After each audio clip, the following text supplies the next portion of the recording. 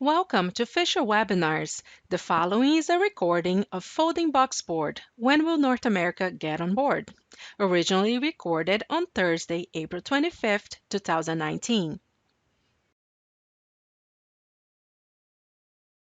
And I'd like to say good morning to many of you, good afternoon or good evening if you're joining around the globe. My name is Clay Enos. I'm a senior consultant here at Fisher International.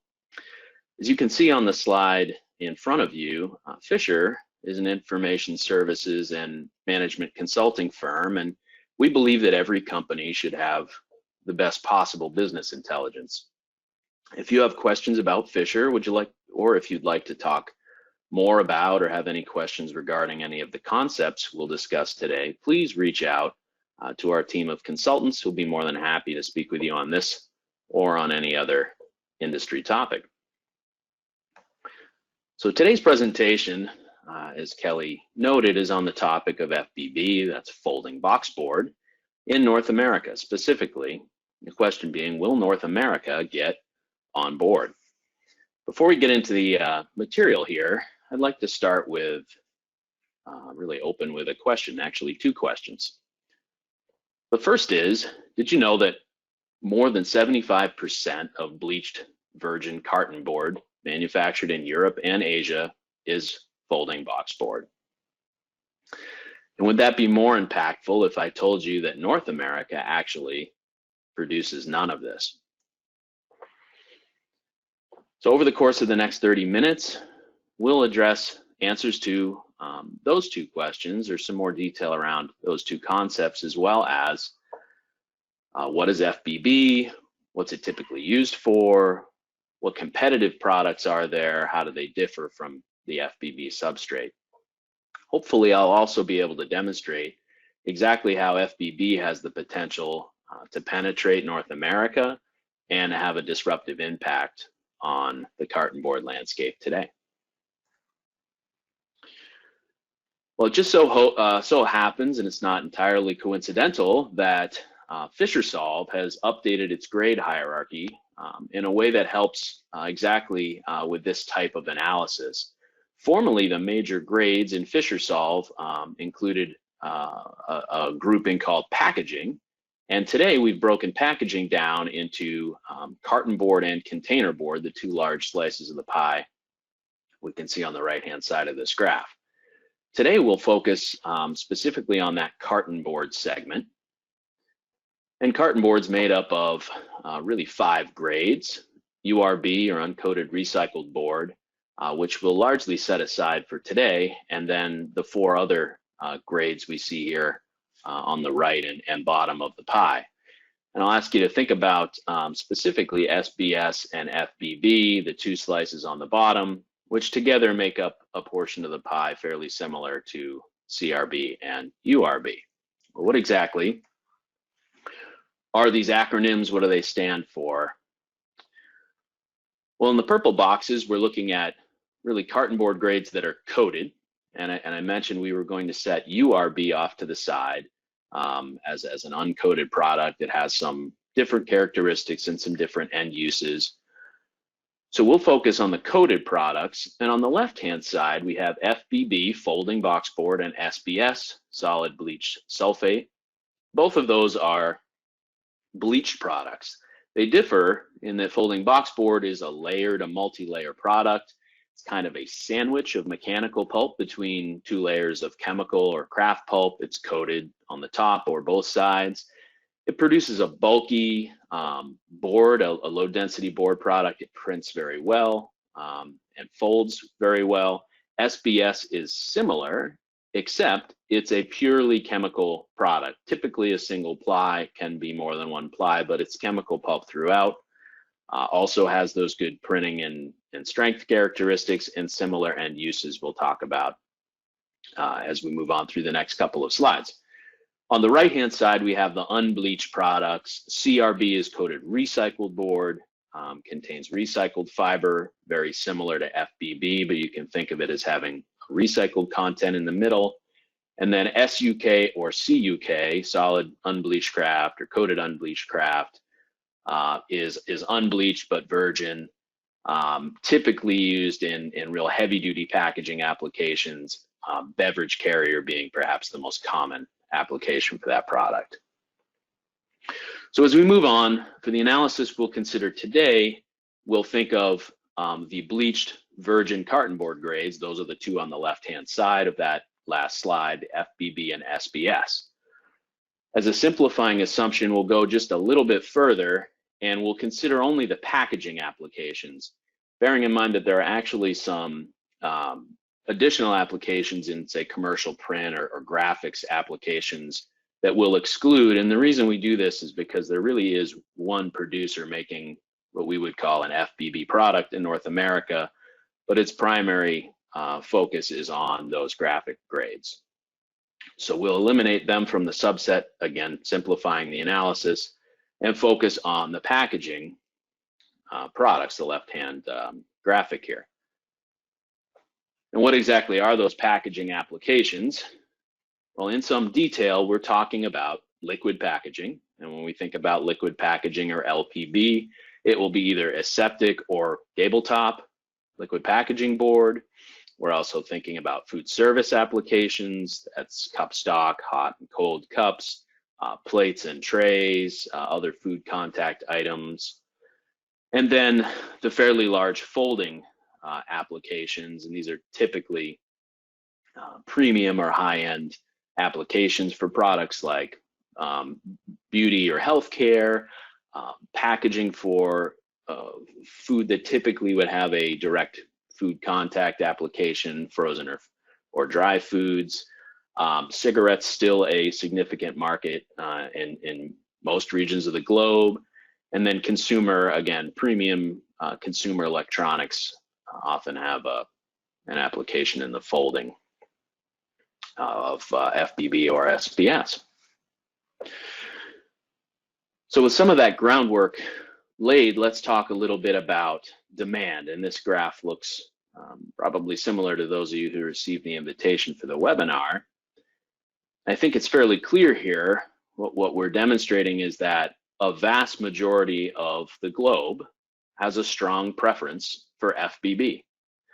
This is demand. It's not production. It's really an apparent consumption or demand perspective. And we can see Asia and Europe making up roughly 2/3 of the market and having that very strong demand for FBB.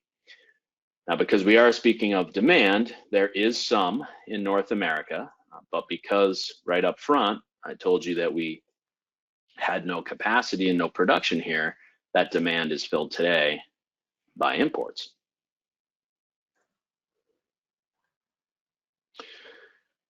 All this said, so what really is it that's so great about FBB? And let's dig into that just a little bit more. So I mentioned it was a multi-layer product. There's a nice graphic on the right-hand side, courtesy of Metza Board from a presentation, investor presentation a few years back. Just gives us a depiction of how the product is structured. And this middle layer here is typically mechanical. It can be as much as 50% of the total product weight, surrounded by those sandwich of chemical pulp and some coating layers. And this multiply construction allows the producer to optimize technical properties or functional properties, but also maximize how much low-cost materials are used where it has less or no impact on the functional characteristics. An argument can also be made for FBB that its sustainability profile is favorable. It uses, as mentioned, that mechanical pulp, mechanical fiber. When you process it, has a much greater pulp yield per ton of green wood than, say, a kraft chemical pulp would.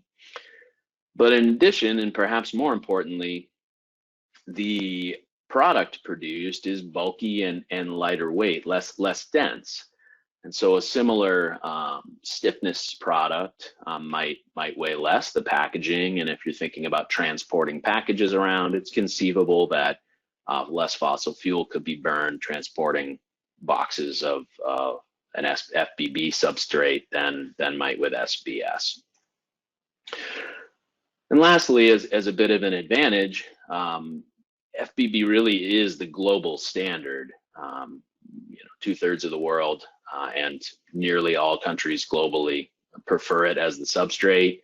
This allows some consistency for converters and brand owners in their with their global products. Well, so indeed, at least to some, FBB makes enough sense that producers have built assets which are specifically targeting North America's consumers. And here we're looking at a large publicity photo of Metz's Husum board machine number 1, which back in 2016 was publicized as specifically targeting FBB product at North American markets. And if we think back to that demand graphic showed earlier, there are, the 400,000 tons roughly of demand that's satisfied by imports. Although I should mention that it's about 1/3 of that 400,000 ton number that's likely going into the graphics and commercial print applications. So we can think about the demand for packaging today in FBB as in the neighborhood of 275,000 tons. So all this said, we've laid a whole bunch of now groundwork suggesting FBB is very popular worldwide and has some really positive characteristics. So exactly why is it that it's failed to gain a foothold in North America?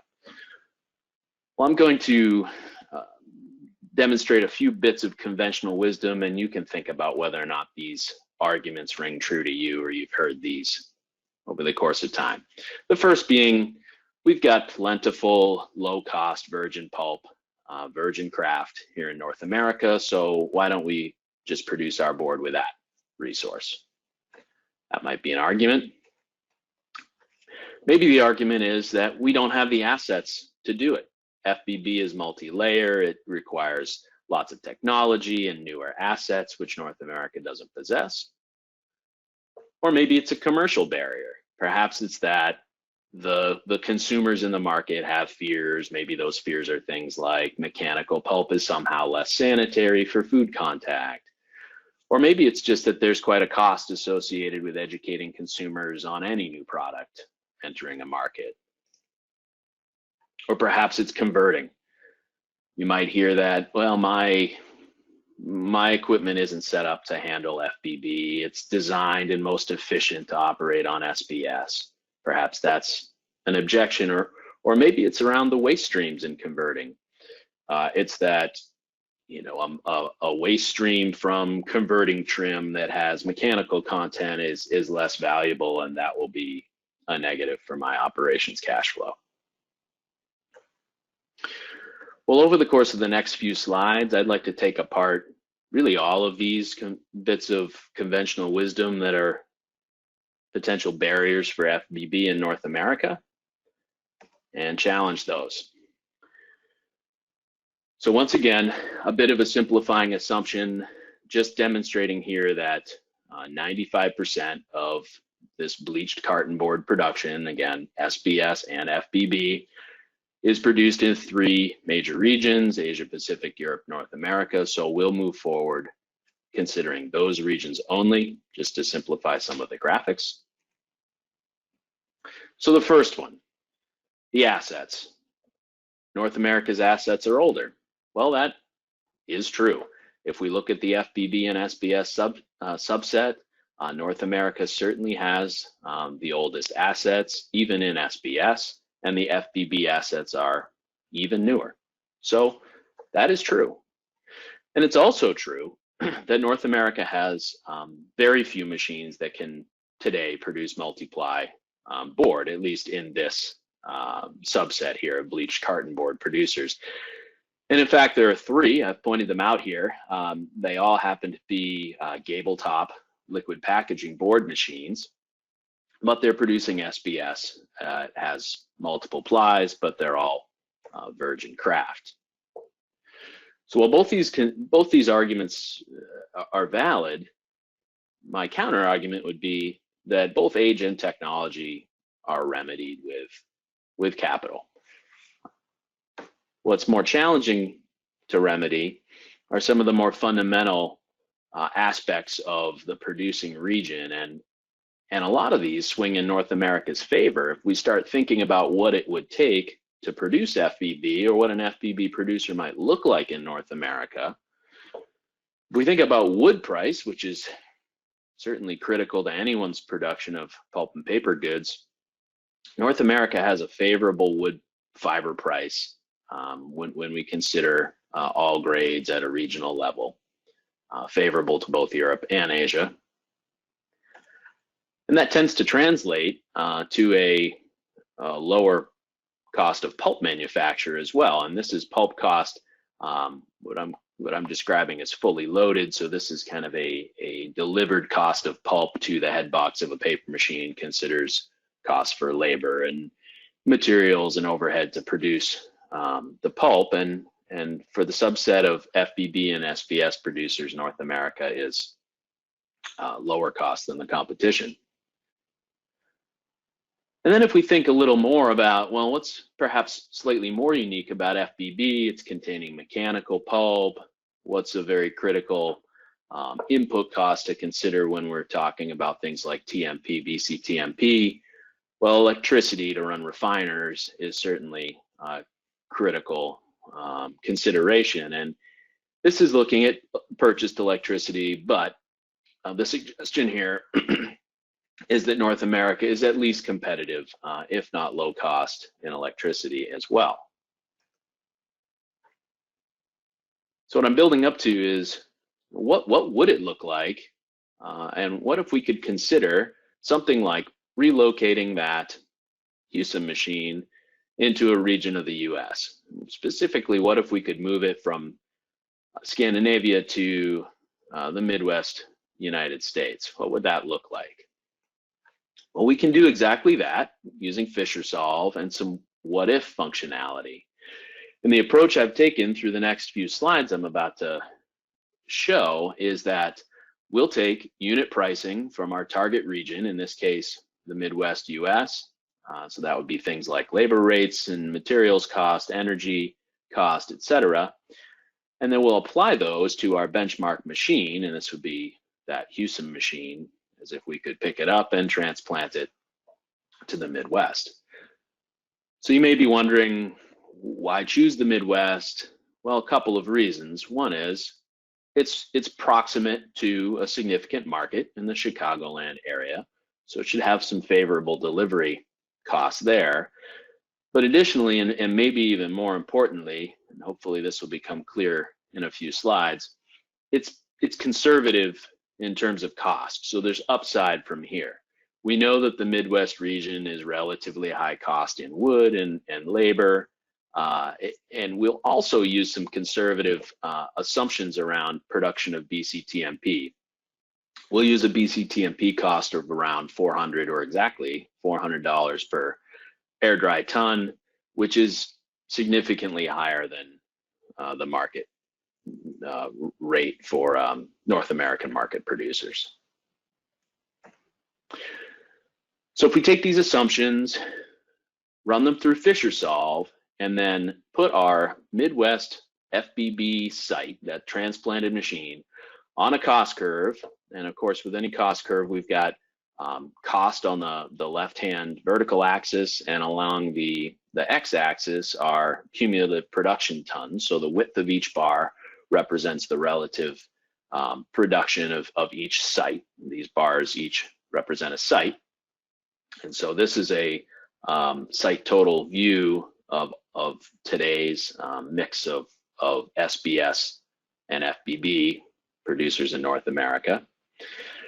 And so we look at our Midwest FBB site, and this is without delivery, FOB mill site, and we think maybe, well, not so great. But bear with me, because we take the next step here of delivering to Chicago, and suddenly we've achieved a couple of things. The cost curve becomes a little less flat, particularly over here in the fourth quartile. We get a little bit steeper. And we also see our Midwest site move significantly left. So now we're right in the middle of the second quartile. But I will concede that the cost curve is fairly flat in that region, and a few dollars here or there can move us significantly left or right.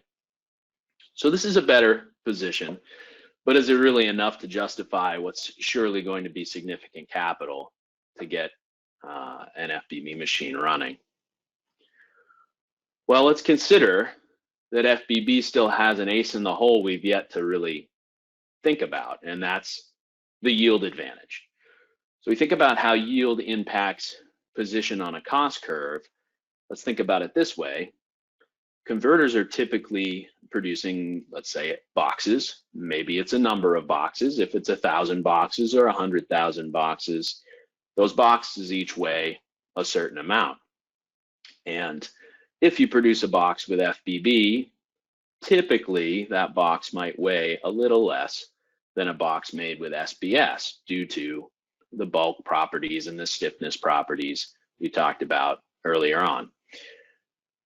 That means when we're considering a cost curve, which is all based on dollars per ton, a ton of SBS boxes makes fewer, or SBS makes fewer boxes than a ton of FBB.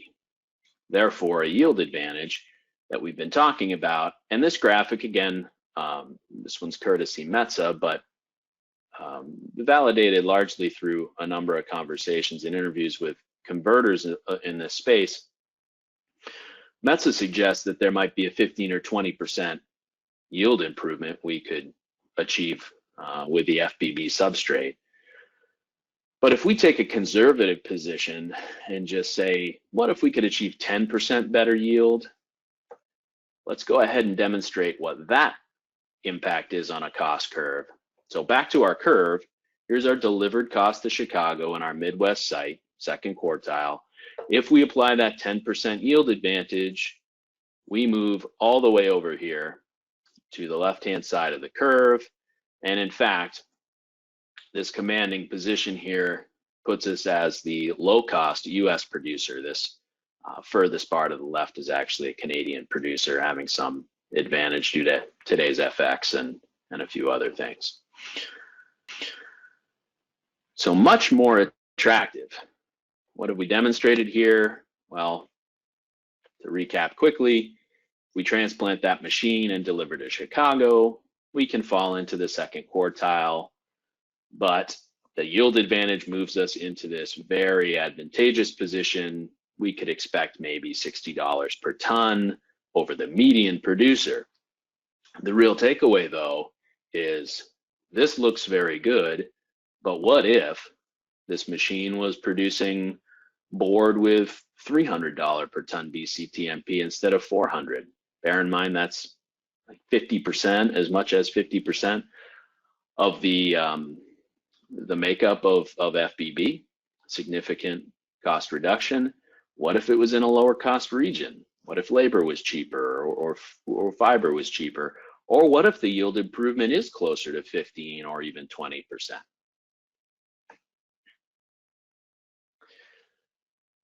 I think we've demonstrated effectively that manufacturing of FBB has the potential to be cost competitive, but there's still a few of those factors we haven't covered.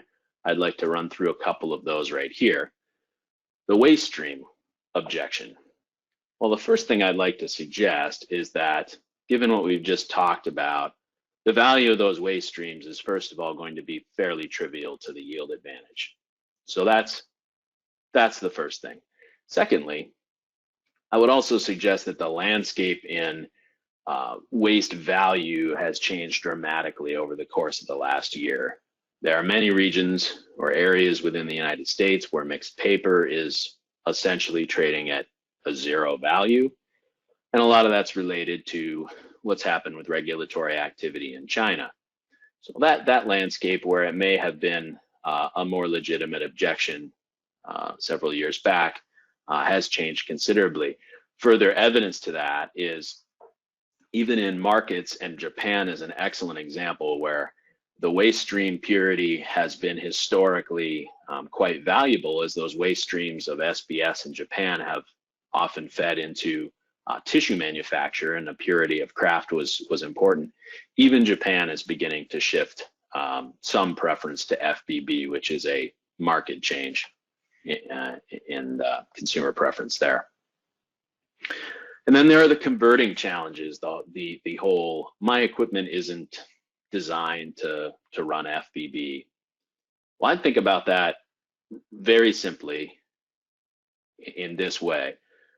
Think about where the converting equipment is manufactured today.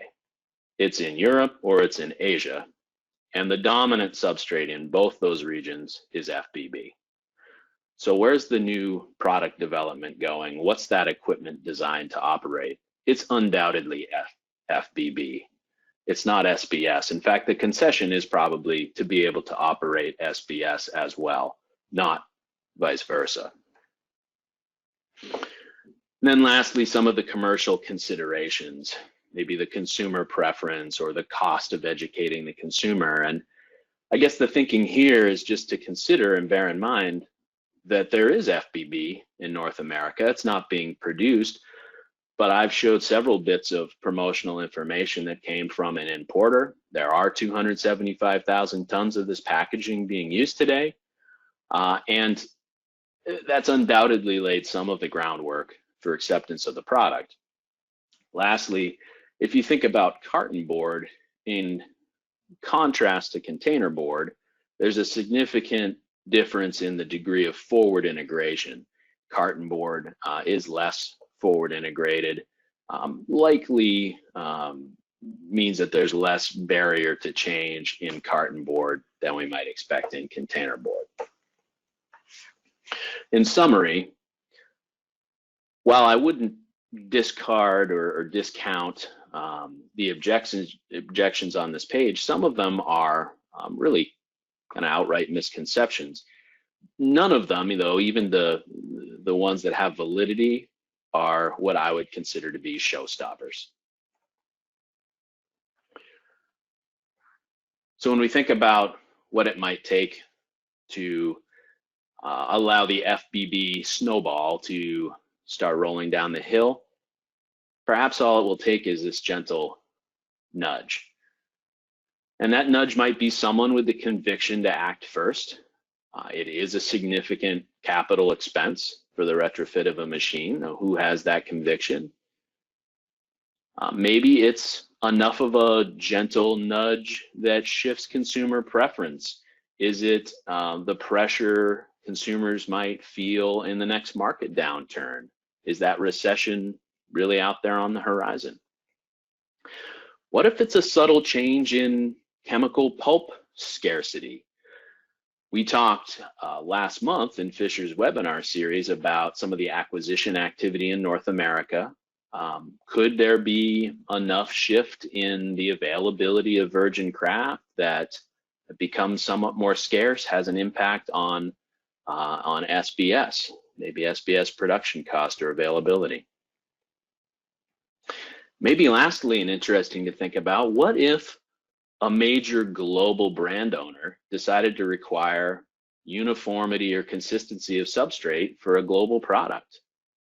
What would that do? If we kind of view these factors or ideas as dominoes, when the first one falls, will we see a chain reaction follow? So to kind of conclude our time here today, answer the question that was posed up front: will North America get on board? Well, I'd answer it this way.